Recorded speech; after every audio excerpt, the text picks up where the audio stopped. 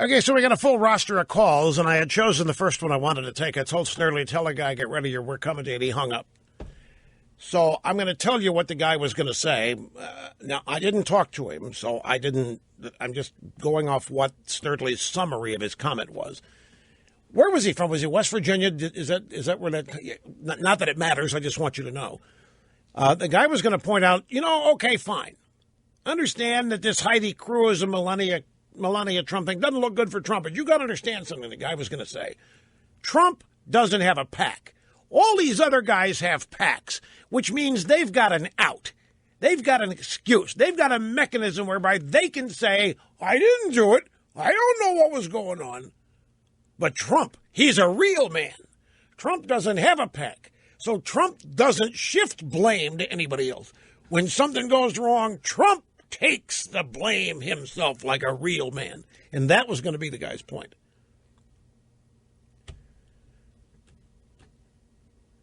What, is this basically the same thing?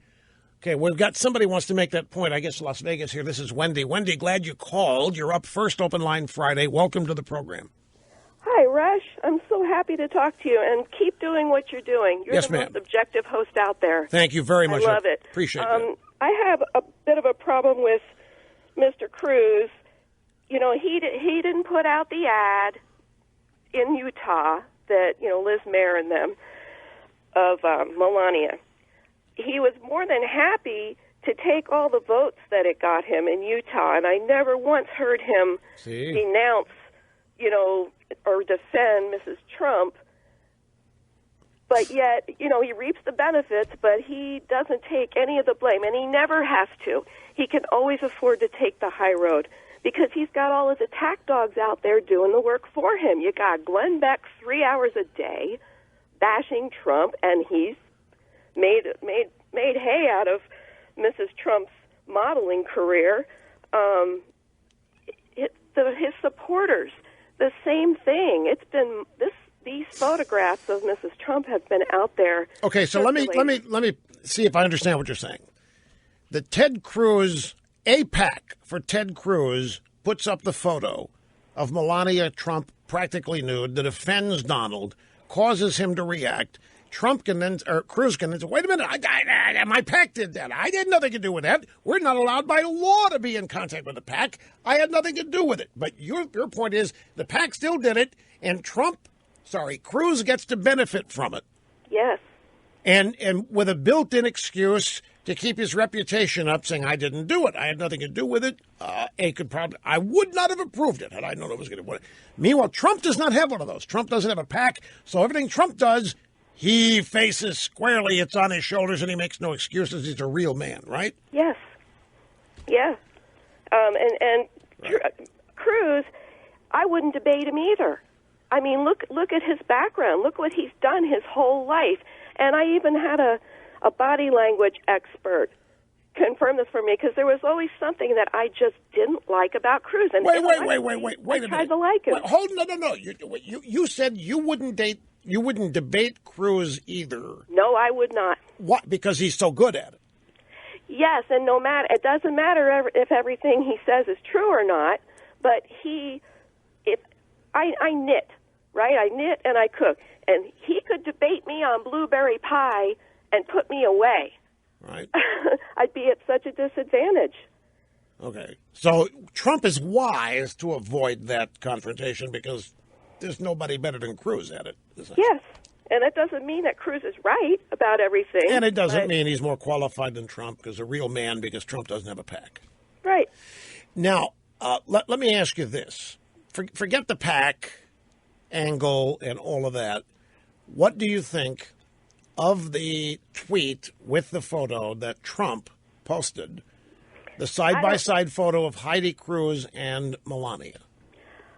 I didn't like it necessarily, but I look at it as defending his wife. And, he's mad about it. I would be, too. But, of course, Ted, he quotes movie lines. But Ted had nothing to do with it, by your own admission. Just like Trump says, he's not responsible. Now, wait a second. Just like Trump says, he's not responsible for what anybody in his audience does. vis-a-vis beating up on these protesters. You can't hold him responsible. You just said you can't hold Cruz responsible. His PAC did it. Well, Trump gets vilified every day. Right. In other words, he has to take responsibility for what your supporters do, and they do what you tell them, and somehow Cruz gets to walk away. Okay, let me ask you this. I know you're a Trump supporter. I'm asking these questions so that I can learn. Yeah. I'm putting this, just in the hopper here to learn. Do not infer a tone of criticism or anything else. Oh, no.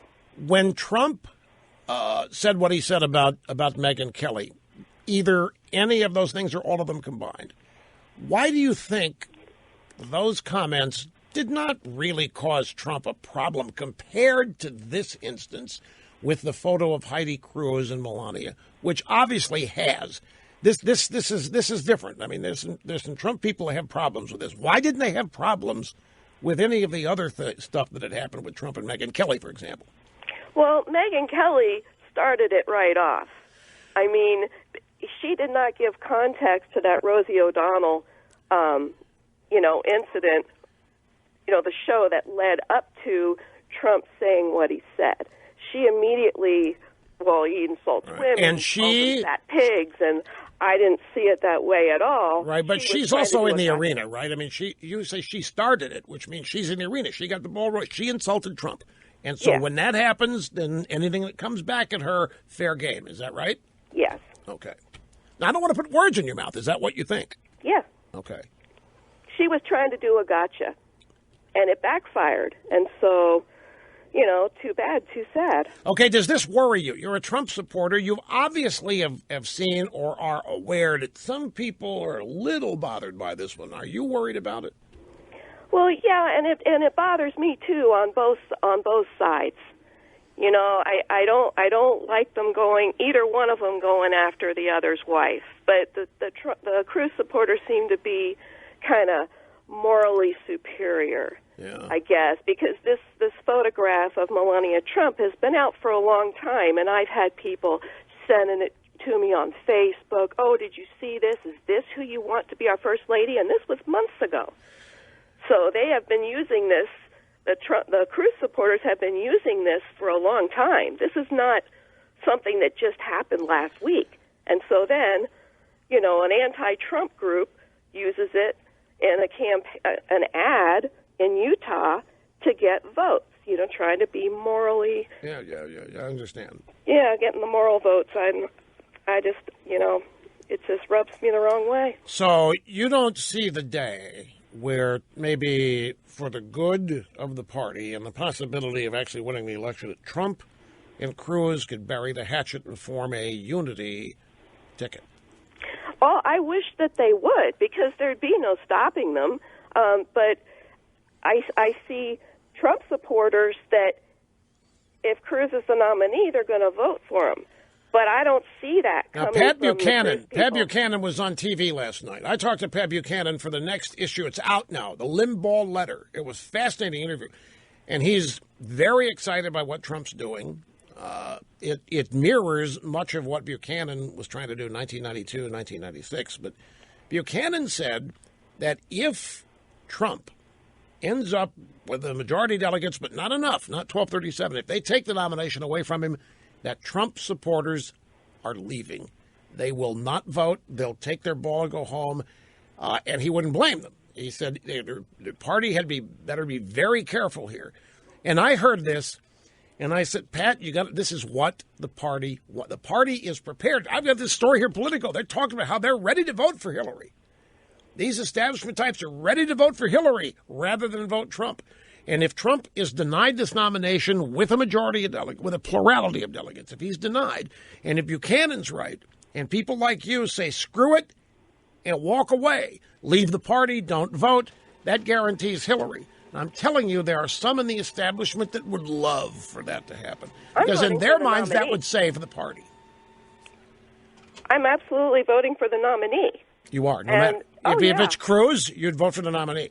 Oh, I would vote What for if the nominee is Jeb? I'm just going to run to. What if the nominee is Scott Walker? What if they pull strings and get Paul Ryan the nomination? I was originally for Scott Walker. I was originally before he announced. Well, then you are a regular listener here, then. Yes, I am. Yes, ma'am. Yes, ma'am. I've been listening since 1989. Appreciate that. Really do. I wouldn't miss it. Wendy, I appreciate it. I really, really do. Have to go because I'm out of time, but I really appreciate your frankness here in answering. Thank you, Rush. I love you. Have a great same here. We'll be right back, folks.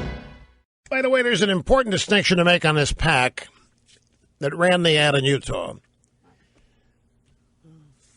of the question of Mrs. Trump, Melania Trump. That was not a pro-Cruz PAC. Such things are not possible. Candidates are not allowed. No candidates are legally allowed to coordinate with political action committees. And therefore, pro this, pro that. What this PAC actually is an anti-Trump PAC. And this PAC will be running ads anti-Trump that might look like they are, depending on where they're run, could appear that they are advocating for Cruz. But this is an important distinction to make out there, that this PAC in Utah, that ran the ad in Utah, is an anti-Trump PAC. He's not. You can't. A candidate is not. They're shouting. He didn't announce it. He didn't announce. I mean, Cruz. You can't have any contact. You can't tell a PAC what to do or not. You start doing that, and the FEC is going to come at you. You cannot tell a PAC what to do or not. That's the first caller's point, the one that hung up. The first caller that hung up was going to say a PAC is the greatest out a candidate has because he can't talk about them. So a PAC can do a candidate's dirty work, and the candidate can't say word one about legally.